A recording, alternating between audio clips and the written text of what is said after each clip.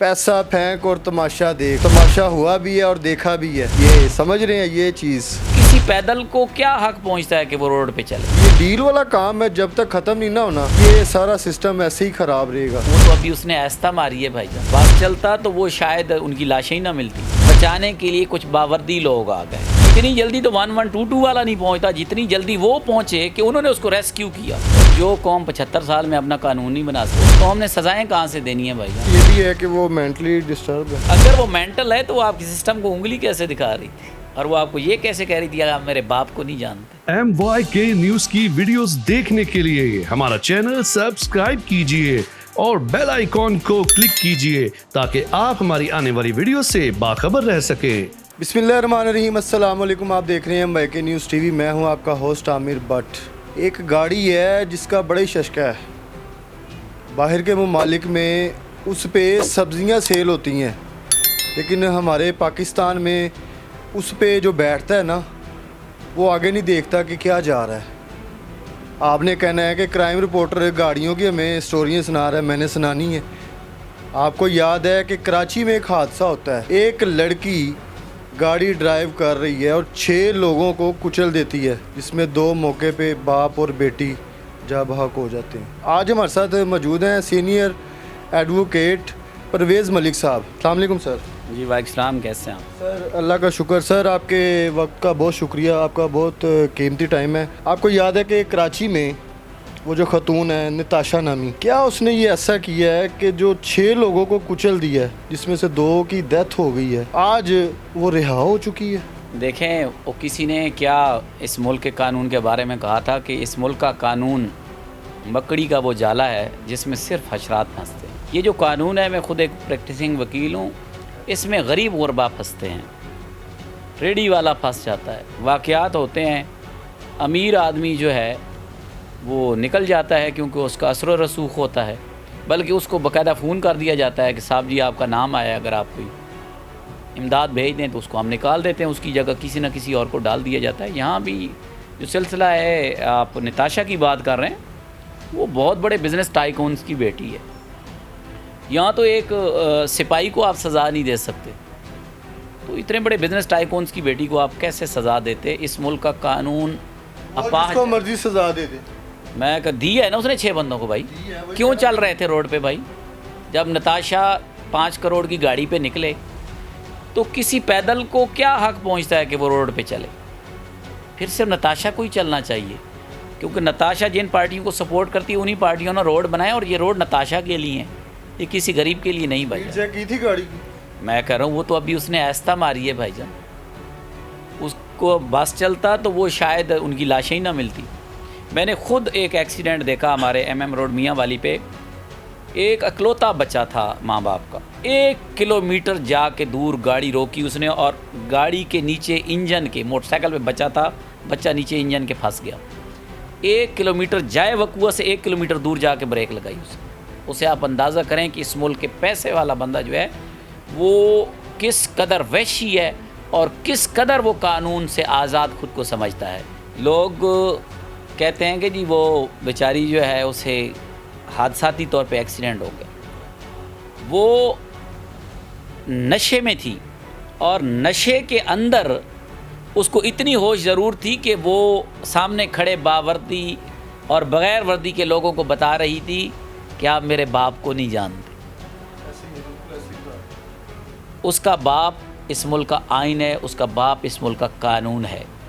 वो उसको पता था कि जैसे मेरा बाप चाहेगा वैसे ही होगा।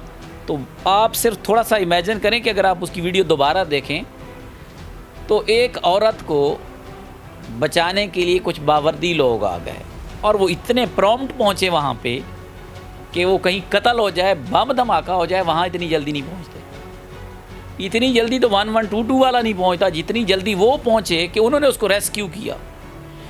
और वो डेड बॉडीज़ को नहीं छेड़ रहे, ना उनको पड़ी हुई है, वैसी पड़ी है, ना उनको उठा रहे हैं, ना उनको अस्पताल लेके जा रहे हैं, वो उस मोहतरमा को रेस्क्यू कर रहे हैं। तो आप उससे अंदाज़ा लगाएं कि जो लोग वहाँ एक्सीडेंट में ज़ख्मी हैं उनको अस्पताल पहुँचाने की बजाय वो नताशा को जब बचा रहे थे, तो फिर आप समझ लें कि नताशा को सज़ा कैसे हो सकती है जब नताशा वहाँ। सर नशे की तरफ आते हैं, आपने अभी बताया कि वो नशे की हालत में, नशा साबित हुआ उस पर? जी बिल्कुल, रिपोर्ट में आइस साबित हुई है कि वो आइस का नशे में थी।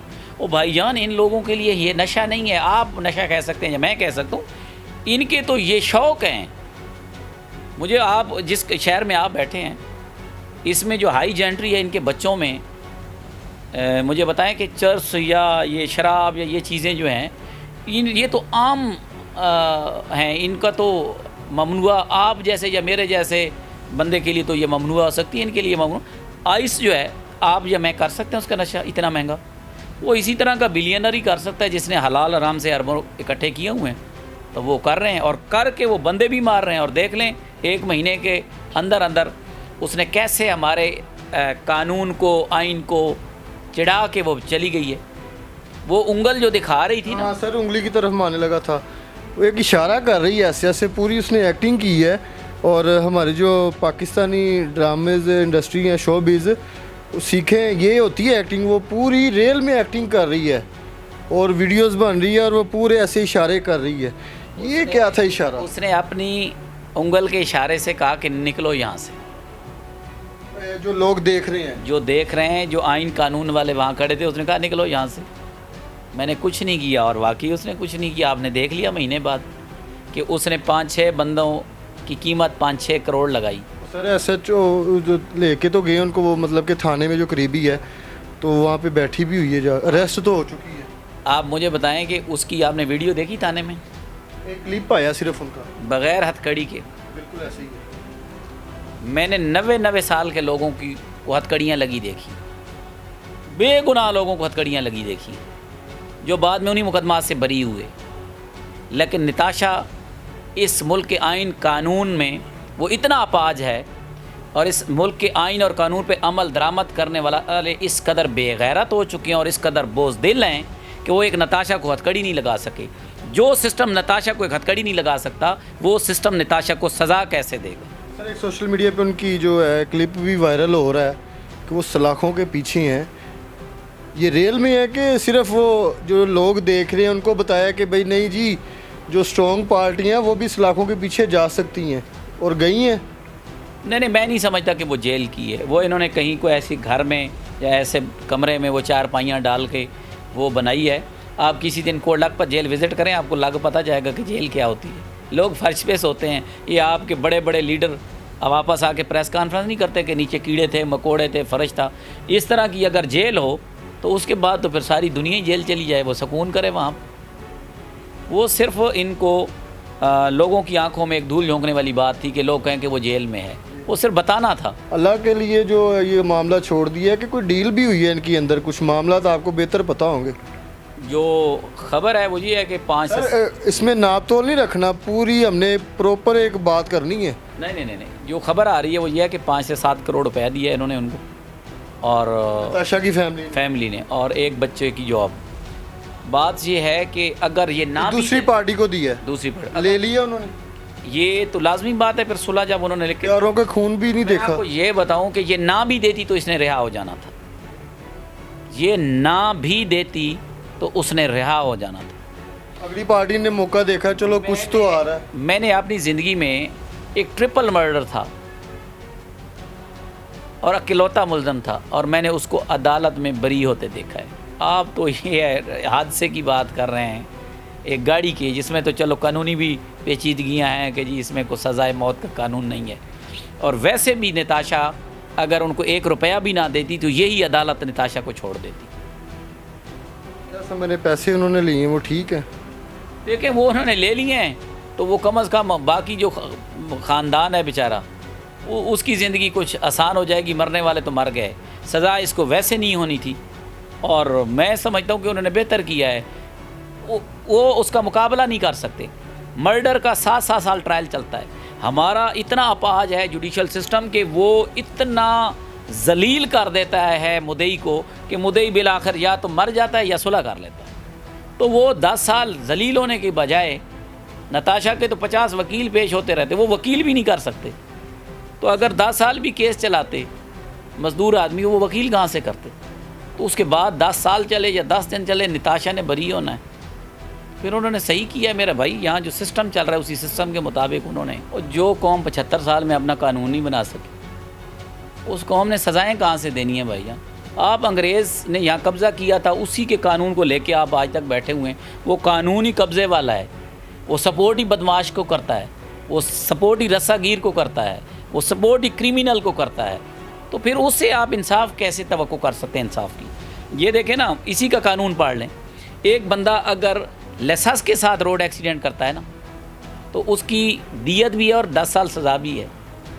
लेकिन एक बंदा बग़ैर लाइसेंस के अगर एक्सीडेंट करता है तो उसकी सिर्फ दियत है, सज़ा नहीं है। उनके पास कुछ नहीं है। तो आप कानून के ऊपर मातम करें जो कानून आपने बनाए हुए। यहाँ एक बंदे को गाड़ी चलाने की इजाज़त नहीं है, वो अगर बंदे मार दे तो सिर्फ दियत देगा, और जिसको इजाज़त है गाड़ी चलाने की उसकी 10 साल सज़ा है।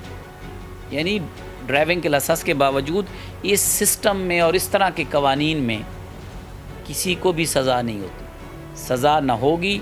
इसी तरह नताशा जैसी जो बदमस्त और ये नशा में धुत बच्चियाँ हैं, वो इसी तरह गरीब गुरबा को लिताड़ती रहेंगी और लोग मरते रहेंगे, और आप इसी तरह स्टोरियाँ करते रहेंगे और हम देखते रहेंगे। सर इस पे ये भी है कि वो मेंटली डिस्टर्ब है। देखें, वो 7 कंपनियों में डायरेक्टर है, 2 में चीफ एग्जेक्टिव है। मुझे ये बताएं, एक मेंटल आदमी तो कानूनन किसी कंपनी का डायरेक्टर ही नहीं हो सकता। वो अरबों खरबों का कारोबार कर रही है। अगर वो मेंटल है तो वो आपकी सिस्टम को उंगली कैसे दिखा रही थी, और वो आपको ये कैसे कह रही थी आप मेरे बाप को नहीं जानते। मेंटल तो वो हमें मेंटल किया है। असल में मेंटल हम हैं, वो नहीं है।